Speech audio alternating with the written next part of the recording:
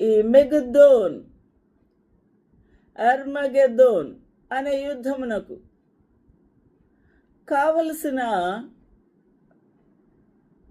రహదారిని రాజులకు, సైన్యాధికారులకు, సైన్యమునకు, రౌతులకు, గుర్రములకు, రథములకు అన్నిటికీ పనికి వచ్చినట్టుగా రహదారి ఏర్పాటు సిద్ధము అవుతూ ఉన్నట్టుగా మనకు అర్థమవుతుంది. ప్రకటన 16 అధ్యాయము 12వ వచనం ప్రకారము 6వ దూత తన పాత్రను యూఫ్రటీసు అను మహానది మీద కుమ్మరింపగా తూర్పు నుండి వచ్చి రాజులకు మార్గము సిద్ధపరచబడినట్లు దాని నీళ్లు ఎండిపోయెను. ఈ సత్యాన్ని మనం గమనించినప్పుడు నీళ్లు ఎండిపోవడానికి గల కారణం మనకు ఇక్కడ అర్థమవుతూ ఉంది. నా ప్రియమైన వాళ్ళరా,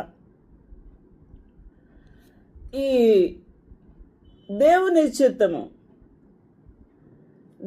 చిత్తము రానున్న కాలములో సర్వలోక అధిపతులకు, రాజులకు బుద్ధి చెప్పుటకై ప్రభువు తన యొక్క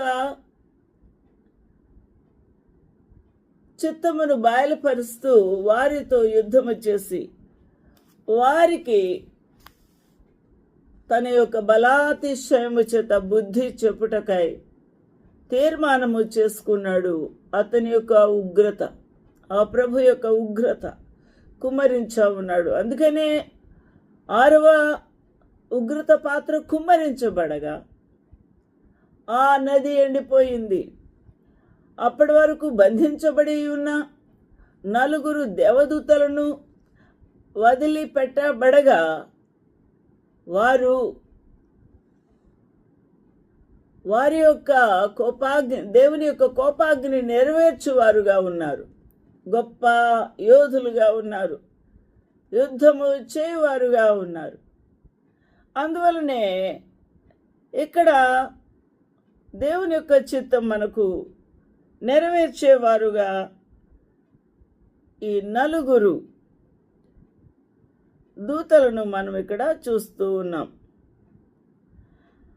దేవుని నామమునకి మహిమ, ఘనత, ప్రభావములు కలుగునుగాక. వారు దేవుని యొక్క 6వ ఉగ్రత పాత్ర అనగా దేవుని యొక్క 6వ పాత్రను ఫరాతను మహానది మీద కుమ్మరి